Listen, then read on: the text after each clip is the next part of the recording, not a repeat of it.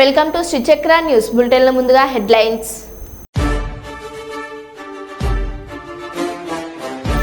Scooter repair చేయలేదని షోరూంను తగలబెట్టాడు ఓ యువకుడు.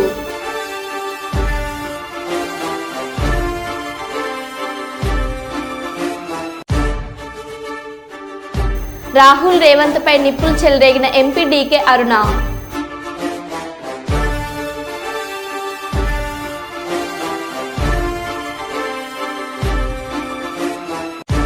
విజయవాడలో వరదలు మిగిల్చిన కష్టాలు తీరని బాధలు, ఆహారం కోసం ఎగబడ్డ జనం.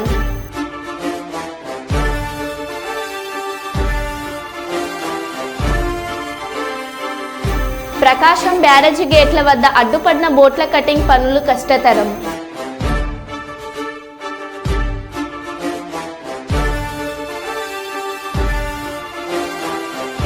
సీజనల్ వ్యాధులతో ప్రభుత్వ ఆసుపత్రులకు పరుగులు తీస్తున్న రోగులు.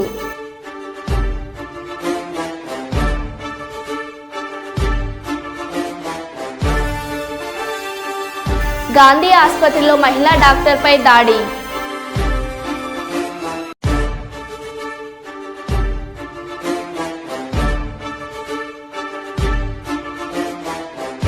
వేములవాడలో సైతం హైడ్రా.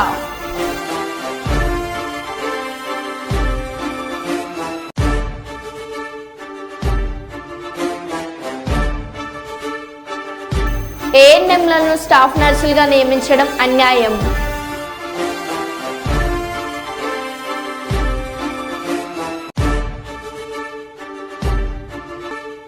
రామగుండం పోలీస్ కమిషనరేట్లో ఘనంగా వినాయక నిమజ్జన వేడుకలు.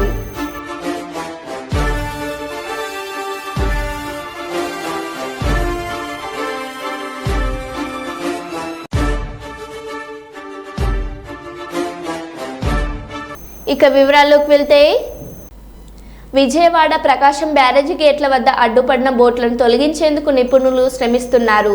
10 మందితో కూడిన డివైన్ టీం నదిలోకి దిగి పడవలను ముక్కలుగా చేస్తున్నారు. బోట్లు దృఢంగా ఉండడంతో ఉదయం నుంచి కొంతమేర మాత్రమే కట్ చేయగలిగారు. దీంతో ఈ ప్రక్రియ మరికొన్ని రోజులు పట్టే అవకాశం ఉందని అధికారులు తెలిపారు. తొలుత బోట్లను క్రెయిన్ ద్వారా లిఫ్ట్ చేయాలని ప్రయత్నించినా సాధ్యపడలేదు.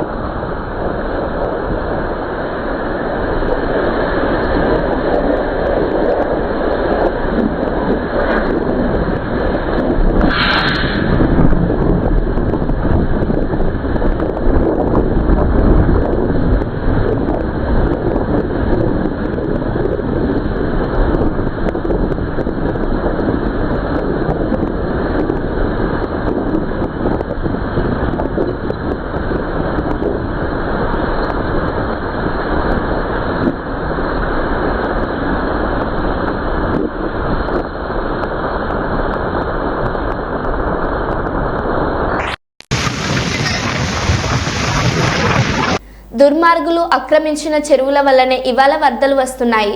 అందుకే హైడ్రాను ప్రారంభించాము. ఆక్రమించిన వాళ్ళలో ఎంత గొప్ప వాళ్ళు ఉన్నా వాళ్ళు చెరువులను వదలక తప్పదు. ఆక్రమించిన చెరువులను మీరే వదలండి.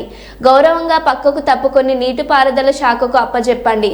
లేకపోతే ఉన్న పలంగా నేలమట్టం చేస్తాం. సీఎం రేవంత్ రెడ్డి. దుర్మార్గులు ఆక్రమించుకున్న చెరువుల వల్లనే ఇవాళ వరదలు వస్తున్నాయి. అందుకే హైడ్రాను ప్రారంభించడం. హైడ్రా స్పెషల్ టాస్కే ఈ చెరువులను ఆక్రమించిన వాళ్ళను చెరబట్టాలని, చెరబట్టిన వాళ్ళ నుంచి విడిపించాలని, అలాంటి వాళ్ళను అవసరమైతే చెరసాలకు తోలాలనేది నా ప్రభుత్వ విధానం. అందులో ఎంత గొప్ప వ్యక్తులున్నా, ఎంత మహామహులున్నా వాళ్ళు చెరువులను వదలక తప్పదు. అందుకే ఈ వేదిక మీద నుంచి గొప్ప వ్యక్తులకు నేను విజ్ఞప్తి చేస్తున్నా, అయ్యా ఆక్రమించుకున్న చెరువులను మీరే వదలండి. గౌరవంగా పక్కకు తప్పుకోండి. నీటిపారుదల శాఖకు అప్పగించండి. మీకేం కావాలనో పోయి దూరంగా కట్టుకోండి. లేకపోతే ఉన్న పలంగా నేల మట్టం కూలుతాయి. కూలగొట్టే బాధ్యత నేను తీసుకుంటా. ఇలా ఎఫ్టీఎల్లో కానీ, బఫర్ జోన్లో కానీ, నాలాలలో అక్రమంగా నిర్మాణాలు ఏవైతే ఉన్నాయో వాటన్నిటినీ నిరభ్యంతరంగా మేము తొలగిస్తాం. మీరు ఎక్కడికి వెళ్ళినా మీరు తాత్కాలికంగా కోర్టుల నుంచి ఏమన్నా తెచ్చుకున్న న్యాయస్థానాలలో కూడా కొట్లాడి ఆ స్టేలను వెకేట్ చేయించి మీరు ఆక్రమణలు తొలగిస్తాం. పార్వతీపురం మన్యం జిల్లా ప్రాథమిక ఆరోగ్య కేంద్రాల్లో పనిచేస్తున్న ఏఎన్ఎంలకు ట్రైనింగ్ ఇచ్చి స్టాఫ్ నర్సులుగా ఉద్యోగాలు కల్పించడం అన్యాయం అంటూ స్టాఫ్ నర్సుల నిరసన. జీవో నెంబర్ 115ను తక్షణమే రద్దు చేయాలని డిమాండ్ చేశారు. భద్రగిరి ప్రభుత్వ హాస్పిటల్ ఎదుట నిరసన చేపట్టిన స్టాఫ్ నర్సులు. కురుపం, గుమ్మలక్ష్మీపురం, చినమేరంగి సామాజిక ఆరోగ్య కేంద్రాలలో సైతం స్టాఫ్ నర్సుల నిరసన. అది వాళ్ళకి స్టాఫ్ ఉద్యోగం ఇవ్వడం లేదు, ఓన్లీ నైపుణ్య శిక్షణ అని మాత్రమే మాకు అప్పుడు చెప్పారు. ఈ నైపుణ్య శిక్షణ అనేసి మాకు చెప్పి ఇప్పుడు సడన్ గా జీవో 115 రిలీజ్ చేసి దాని ద్వారా మా regular contract staff nursing post అన్ని కూడా ఏ నెంబర్కి ఇవ్వడంలో ప్రభుత్వం మాకు అన్యాయం చేస్తుందని మేము ఇప్పుడు బాధతో ఉన్నామన్నమాట. కాబట్టి మా బాధను అర్థం చేసుకొని మా పోస్టుల్లో ఎవరైతే అర్హత ఉందో, ఏ స్టాఫ్ నర్సులు అయితే కష్టపడి సర్వీస్ అందిస్తున్నారో వాళ్ళని మాత్రమే రెగ్యులర్ చేసి, ఏ నెంబర్లకు కూడా రెగ్యులరైజేషన్లు ఉన్నాయి కానీ వాళ్ళకి మా పోస్టులో రెగ్యులర్ చేయకుండా వాళ్ళకి కూడా రెగ్యులరైజేషన్ చేసి వాళ్ళ ప్రమోషన్స్ హెచ్వి, సిహెచ్ ఆ విధంగా ఏఎన్ఎంస్ ప్రమోషన్లో వెళ్ళాలి కానీ వాళ్ళ స్టాఫ్ నర్సింగ్ పోస్టుల్లో వేయకూడదు. ఎందుకంటే ఇప్పుడు మా డిపార్ట్మెంటే కాదు, మన రాష్ట్రంలో చూస్తే ప్రతి డిపార్ట్మెంట్లో ఉన్నాయి. ఫర్ ఎగ్జాంపుల్ తీసుకుంటే ఇప్పుడు పోలీస్ డిపార్ట్మెంట్ ఉంది. పోలీస్ డిపార్ట్మెంట్ లో ఒక హోమ్ గార్డ్ ని తీసుకొచ్చి ఒక ఎస్ఐ ప్రమోషన్ ఇస్తాము, ఎస్ఐ క్యాడర్ లో కూర్చోబెడతాము అంటే అది ఏ విధంగా సాధ్యమవుతుంది? అదే విధంగా ఒక ఎలిమెంటరీ స్కూల్ టీచర్ ని తీసుకొచ్చి ఒక స్కూల్ అసిస్టెంట్ పోస్ట్ ఇస్తామంటే ఏ విధంగా సాధ్యమవుతుంది? ఏ డిపార్ట్మెంట్ కి లేని విధంగా మా ఒక్క మెడికల్ డిపార్ట్మెంట్ లో మా స్టాఫ్ నర్సెస్ మాత్రమే ఎందుకు ఇలా వివక్షత చూపిస్తున్నారు? ఏఎన్ఎంలు తీసుకొచ్చి మమ్మల్ని స్టాఫ్ నర్సెస్ పోస్టులో ఎందుకు కూర్చోబెడుతున్నారు? అంటే ఇంతవరకు ఏఎన్ఎంలు కానీ ఆశా వర్కర్లు కానీ రోడ్లెక్కి వాళ్ళు ధర్నాలు చేశారనా? ఇంతవరకు ఏ స్టాఫ్ నర్సులు కోవిడ్ టైంలో కూడా మాకు జీతాలు లేని పరిస్థితుల్లో కూడా మేము ధర్నాలు చేయలేదే. మాకు రెగ్యులర్ నోటిఫికేషన్ ఇవ్వండి అనేసి మేము అడగడం తప్ప ఎంతవరకు మేము ఎటువంటి ధర్నాలకి పాల్పడలేదు. అయినప్పటికీ కూడా మాకు న్యాయం చేయకుండా మా పోస్టులో ఏఎన్ఎంలు తీసుకొచ్చి పెట్టడం ద్వారా అంటే స్టాఫ్ నర్సుల మీద ఎంత వివక్షత ఉందో అనేది చాలా క్లియర్ కట్ గా తెలుస్తుంది. దీనిని మేము నిరసిస్తూ రాష్ట్ర వ్యాప్తంగా కూడా ఈ కాంట్రాక్ట్ స్టాఫ్ అందరూ కూడా ఈ ధర్నాలో పాల్పంచుకుంటున్నారు. ఈ ధర్నా మేము ఏదైతే ఆలోచిస్తున్నామో మాకు న్యాయం చేయకపోతే మా స్టాఫ్ నర్సెస్ పోస్టుల్లో మా స్టాఫ్ నర్సులు తప్ప ఏఎన్ఎంలు రెగ్యులర్ గా చేస్తే ఈ ధర్నా మరింత ఉధృతం చేస్తామని మా రాష్ట్ర కమిటీ నాయకులు, తర్వాత మన జిల్లా కమిటీ నాయకులు కూడా మాకు సందేశాలు పంపారు. మేము ఆ సందేశాల మేరకే ఈ ధర్నాలో పాల్పంచుకుంటున్నాం. చాలా కాలంగా స్టాఫ్ నర్సులు, జిఎన్ఎంలు, బిఎస్సి నర్సింగ్ చేస్తున్న వాళ్ళు కాంట్రాక్ట్ బేసిస్లో వివిధ రకాల పిహెచ్సి, సిహెచ్సిల్లో కాంట్రాక్ట్ బేసిస్లో పనిచేస్తున్నారు. కానీ గవర్నమెంట్ కొంతమంది ఏఎన్ఎంలకి కొంత ట్రైనింగ్ ఇస్తూ వీళ్ళ ప్లేస్ని భర్తీ చేద్దామని చెప్పి కొత్తగా ఒక జీవోని ప్రారంభించారు. ఆ జీవో పరంగా వాళ్ళకి ట్రైనింగ్ ఇవ్వటం, ఈ జిఎన్ఎంలుగా అందుబాటులో ఉండటం మంచిదే. కానీ వీళ్ళు ఇంతకాలంగా చేస్తున్న వాళ్ళని తీసేసి వీళ్ళ ప్లేస్లో వాళ్ళని రిక్రూట్ చేయటం అనేది అంత మంచి పద్ధతి కాదని డాక్టర్గా మేము భావిస్తున్నాం. అందుకోసం వీళ్ళని ఇలా కంటిన్యూ చేస్తూ వీళ్ళకి అదనంగా హాస్పిటల్ బలంగా చేకూర్చడానికి వాళ్ళని అదనంగా రిక్రూట్ చేయాలి. కానీ వీళ్ళు ఎవరిని విధుల్లోంచి చేయడం కానీ లేకపోతే వీళ్ళనే పర్మనెంట్గా ఆ పోస్టులో రిక్రూట్ చేయడానికి ఏదైనా జీవో కానీ లేకపోతే అనుమతి కానీ ఇస్తే బాగుంటుందని డాక్టర్గా మేమందరం భావిస్తున్నాం. దానం నాగేందర్ నీలాంటి చీటర్ ఈ ప్రపంచంలో ఎవరూ లేరు. బీఆర్ఎస్ పార్టీని చీట్ చేసిపోయి కాంగ్రెస్ పార్టీలో చేరి సికింద్రాబాద్ ఎంపీగా పోటీ చేస్తే ప్రజలు బుద్ధి చెప్పారు. కడియం పచ్చి మోసగాడు, క్యారెక్టర్ ఉన్న వ్యక్తిని అని చెప్పుకుంటాడు కానీ కడియం పెద్ద చీటర్. సిగ్గు శరం ఇజ్జత్ లేనోళ్ళు మీరు. దమ్ముంటే రాజీనామా చేసి మళ్ళీ ఎలక్షన్స్కి రండి, ప్రజలే మీకు బుద్ధి చెప్తారు. ఎమ్మెల్యే పాడి కౌశిక్ రెడ్డి. వారి దగ్గర బీడీలు అమ్ముకుంటున్నావు అని అన్నది మీ ముఖ్యమంత్రి రేవంత్ రెడ్డి గారు. బిచ్చగాను అనేది నువ్వు మేం కాదు కదా. పూటకో పార్టీ పూటకో మాట ఉండేటోనివి నువ్వు కదా. కాంగ్రెస్ పార్టీలో ఉన్నావు, దాని తర్వాత తెలుగుదేశం పార్టీ పోయినావు, దాని తర్వాత మళ్ళీ కాంగ్రెస్ పార్టీకి వచ్చినావు, మళ్ళీ తర్వాత మళ్ళీ బీఆర్ఎస్ పార్టీకి వచ్చినావు, మళ్ళీ కాంగ్రెస్ పార్టీ పోయినావు. You are named as a cheater of Hyderabad. నీకంటే పెద్ద చీటర్ ఈ ప్రపంచంలోనే లేడు. ఫ్రస్ట్రేషన్లో మాట్లాడుతూ ఉన్నావు. మొన్న ఈ పార్టీలో చీట్ చేసి పోయి కాంగ్రెస్ పార్టీ నుంచి సికింద్రాబాద్ పార్లమెంట్గా చేస్తే ప్రజలు నీకు బుద్ధి చెప్పిర్రు. రేపు నువ్వు ఎమ్మెల్యేగా కాదు మాజీ ఎమ్మెల్యేగా శాశ్వతంగా మిగిలిపోతావు, గ్యారెంటీ నాగేందర్ రాసి పెట్టుకో అని చెప్తా ఉన్నాను. ఇక కడియం శ్రీహరి మాట్లాడిండు, రెండో బెంచ్ ఉన్నదట, మూడో బెంచ్ ఉంటుందట. అరే మీకు సిగ్గులు శరాలు లేవా? నేను అడుగుతున్న పార్టీలు మారిన వాళ్ళకి లేవా మీకు సిగ్గు శరము లజ్జ మానం ఇజ్జత్ లేని వాళ్ళ మీరు మొగోళ్ళే కదా, పెద్ద పిగుడుగాలే కదా మీరంతా. మరి మీకు దమ్ముంటే రాజీనామా చేసి ఎలక్షన్ రాదు, ప్రజలు జవాబు చెప్తారు కదా. కడియం శ్రీహరి గారు పచ్చి మోసగాడు. ఏదో నేను పెద్ద క్యారెక్టర్ మనిషిని, నాకు బాగా క్యారెక్టర్ ఉందని చెప్పుకొని బిల్డప్ ఇస్తాడు. ఆయనంత పెద్ద చీటర్ని ఈ ప్రపంచంలో నేను చూడలేదు. ఎందుకంటే పార్లమెంట్ క్యాండిడేట్గా మేము డిక్లేర్ చేసినప్పుడు పొద్దున వస్తాడు, కేసీఆర్ గారి దగ్గర బ్యాగులు తీసుకొని పోతారు, సాయంత్రం పోతాడు, పోయి కండవ కప్పుకుంటాడు కాంగ్రెస్ పార్టీ. ఇదా అని క్యారెక్టర్?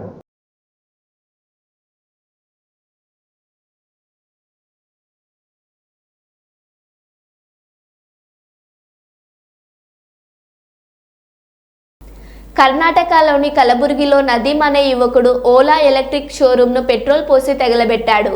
20 రోజుల క్రితం కొన్న స్కూటర్లో సమస్యలు రావడంతో నదీం రిపేర్ కోసం షోరూం స్టాఫ్ను సంప్రదించాడు. ఎన్నిసార్లు వెళ్లినా అక్కడి స్టాఫ్ నిర్లక్ష్యంగా వ్యవహరించడంతో ఆగ్రహానికి గురై షోరూంను నిప్పంటించాడు. ఈ ఘటనలో దాదాపు 6 స్కూటర్లు దహనమయ్యాయి. పోలీసులు కేసు నమోదు చేసి నిందితుడిని అరెస్ట్ చేశారు.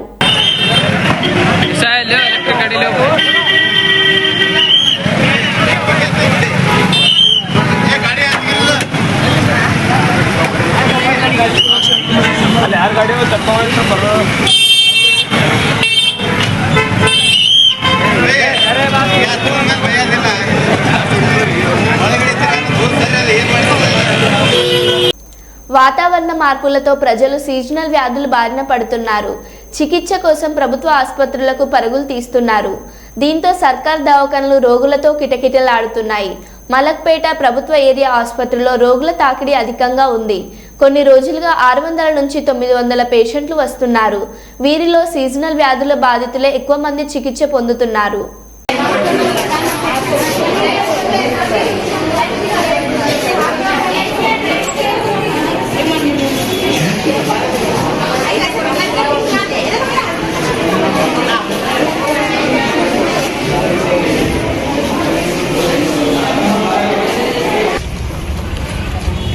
अन्ना अन्ना अन्ना नहीं, ओपी स्लिप के लिए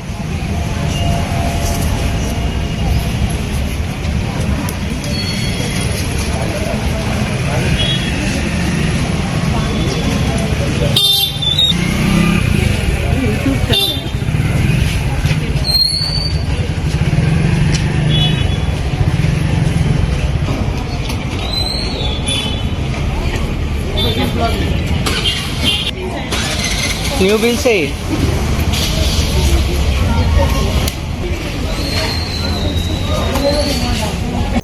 సికింద్రాబాద్ గాంధీ ఆసుపత్రిలో ఓ లేడీ జూనియర్ డాక్టర్ పై దాడి కలకలం రేపింది. మహిళా డాక్టర్ చేయి పట్టుకొని ఆమె ఆప్రాన్ లాగి రోగి బంధువు ఇబ్బంది పెట్టాడు. అప్రమత్తమైన వైద్య సిబ్బంది డాక్టర్ను రక్షించారు. అనంతరం పోలీసులకు ఫిర్యాదు చేయడంతో పిఎస్కు అతన్ని తరలించారు. This media attention, focusing that healthcare system. Again, these things will be again coming and coming. ఇప్పుడు ఒకటి ఏంటంటే ఎవరు తాగి వస్తుందని మనం గమనించాము. కాకపోతే ఎప్పుడైతే మన హాస్పిటల్ ప్రిన్సెస్ లోకి వచ్చినామో మాత్రం మనం డెఫినెట్ గా అది మీ బాధ్యత. ఇప్పుడు లోపలికి వచ్చేటోళ్ళని ఎవరన్నా ఇప్పుడు వాళ్ళు అటెండర్స్ ఉందని నిజంగా కూడా వస్తారు. సడన్ గా ఒక ఎమర్జెన్సీ ఉందనుకో, డ్రామా ఉందనుకో, నలుగురు లోపలికి రావడానికి ట్రై చేస్తారు. విజయవాడలో వరదలు మిగిల్చిన కష్టాలు ఇంకా పలు ప్రాంతాలను వెంటాడుతున్నాయి. ముఖ్యంగా సింగ్ నగర్, వాంబే కాలనీ, సుందరయ్య నగర్, రాధానగర్, కండ్రిగ ప్రాంత ప్రజలు ఇబ్బందులు పడుతున్నారు. ఇంట్లోని వంట సామాన్లు, గ్యాస్ స్టవ్లు పాడైపోవడంతో 10 రోజులుగా పోయి వెలిగించలేని స్థితి ప్రజలు ఉన్నారు. ఈ కార్యక్రమంలో ప్రభుత్వం, స్వచ్ఛంద సంస్థలు అందిస్తున్న ఆహారం కోసం బాధితులు ఎగబడుతున్న దృశ్యాలు కనిపిస్తున్నాయి.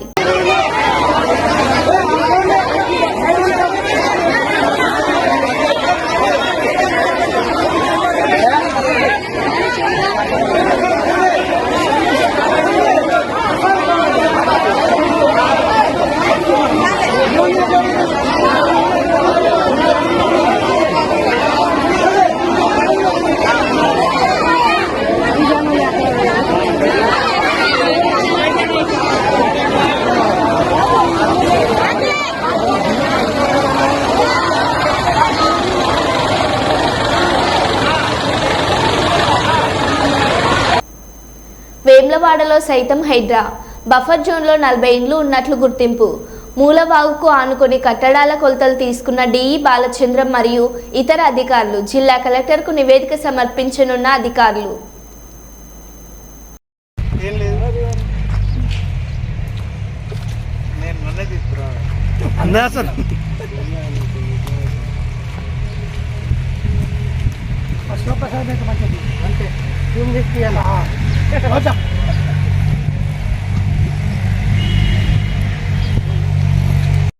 తాత్కాలికంగా ఎర్రజెండా వాడిపోతుంది. దానికి బౌండరీ ఫిక్స్ చేస్తే మనకు గద్దె కట్టిలా ఏదో ఒకటి చేయాలి. ఓ దిమ్మే మంచిగా పెట్టామనుకో.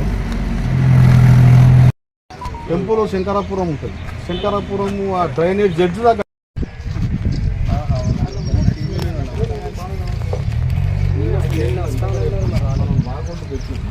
మార్కింగ్ పెట్టి మొదటిదే ఎంత బాగుంటుంది కానీ ఆడికే గట్ల అట్లా లక్ష్మణ్ అనిపిస్తలే. కలెక్టర్ గారి ఆదేశానుసారము వేములవాడ శివార్లో గల నది వాగు గురించి సర్వే చేయడం జరుగుతున్నది. ఇప్పుడు ప్రస్తుతము పట్టణ నంబర్లన్నీ ఫిక్స్ చేసిన తర్వాత బఫర్ జోన్ గురించి మేము తర్వాత తెలియపరచగలము.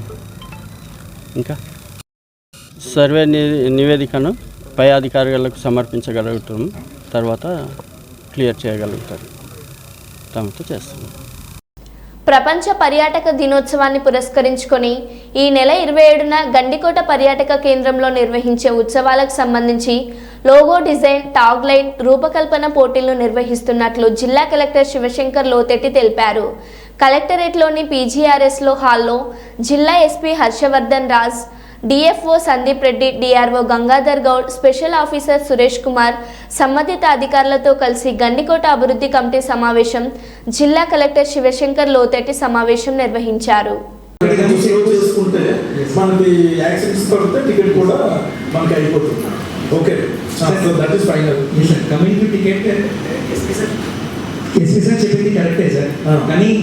₹50 లో మనం ఏం ఫెసిలిటీ ఇస్తున్నాం సార్ అంటే లేదా 2 టైప్స్ ఆఫ్ టూరిస్ట్ సార్. ఒకటి లోకల్ టూరిస్ట్ అంటే ఎవరైనా మనకు వచ్చే వాళ్ళంతా కూడా mostly Bengaluru, people from Karnataka mostly community. మన లోకల్ వాళ్ళకన్నా వచ్చింది 30 అవర్స్ వచ్చింది. మీరు డ్యూటీలు కూడా 6.5 అవర్స్ మనం నిలబడి చేసే పని కాబట్టి మీరు ఎక్కడెక్కడ మనుషులు పెట్టినా సరే షిఫ్ట్ డ్యూటీస్ పెట్టేస్తాం. మీరు ఎవరెవరినైతే మీరు పెట్టుకుంటున్నారో ఆ గార్డ్స్ దగ్గర మన వాళ్ళు ఒకళ్ళు మంచి డ్రెస్ తీసుకుని విజిల్ తోటి ఆ లోపల దిగకూడదని అక్కడ చెప్పడానికి ఈ మన ఫోర్ట్ దగ్గర ఒక మనిషి ఇక్కడ ఇప్పుడు ఈ టెంపుల్ వైపు ఒక పర్సన్, ఇక్కడ ఒక పర్సన్. ప్రీ వెడ్డింగ్ షూట్కి ఎంత అండి? ఇది మంచి దీంట్లో ఉన్నట్టు minimum requirements. First drinking water. ఇప్పుడు జనాలు వచ్చారు తాగడానికి అక్కడ డ్రింకింగ్ వాటర్ ఫెసిలిటీని మనం ఏర్పాటు చేయాలి. మొక్కలు కానీ పిల్లలకి ఒక ఫ్రీజర్ పెట్టి ఐస్ క్రీమ్ కానీ ఇటువంటివన్నీ పెట్టండి. స్నాక్స్ కానీ ఒక ఇది కూడా వేడికి అయిపోతుంది. ఇవన్నీ ఒక్కొక్కటి ఓపెనింగ్ చేసుకుంటూ వెళ్తాం. అర్థమైందా? Okay, right. So then coming to toilets. ఇప్పుడు మొబైల్ టాయిలెట్స్ కానీ అక్కడ ఏమైనా ఉన్నాయా? మన టాయిలెట్స్ రన్నింగ్ లో ఉన్నాయా? ఎక్కడ ఉన్నాయి? ఇది గ్రానరీ, ఇది ధాన్యాగారం. ఎలాగా ఆ రోజుల్లో ఎయిర్ కండిషన్ సిస్టమ్ ఎలా మెయింటైన్ చేశారు, ఇంగ్లీష్లోను తెలుగులోను ఒక మంచి బోర్డు అనేది మీరు తయారు చేయండి. అలాగే మాస్క్ దగ్గర, అలాగే అసలు గండికోట ఏ టైంలో ఏంటి అదే చేసి పెట్టాము. రామగుండం నగరపాలక సంస్థ కార్యాలయంలో FCL బారి నుంచి రక్షించండి అంటూ రామగుండం ప్రాంత ప్రజలను కాపాడాలంటూ వాటి నుండి వేదేజన్ల విష వాయువులను అరికట్టే విషయంపై RFCL విషపు నీళ్లను కాలనీల నుండి దారి మళ్లించి ప్రజల ప్రాణాలను కాపాడలే వెంటనే తీర్మానం చేయాలని BRS కార్పొరేటర్లు ప్లే కార్డ్స్తో రామగుండం నగరపాలక కౌన్సిల్ సమావేశంలోకి వెళ్లారు.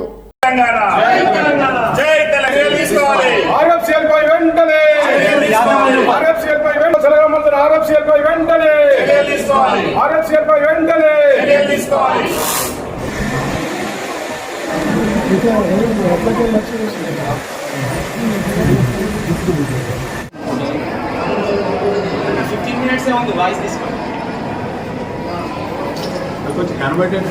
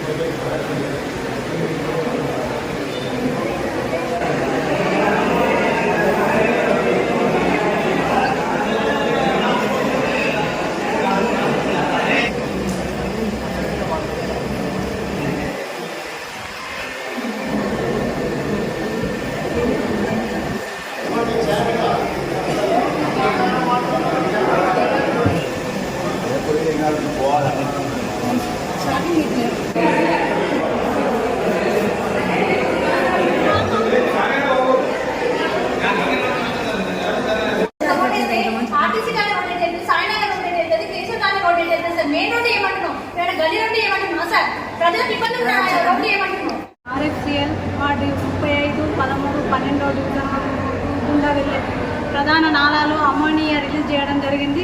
దానితోటి వాడలల్లో విపరీతమైన స్మెల్ వచ్చింది. కనీసం అక్కడ ఎవరు కూడా తట్టుకోలేకపోయినాం.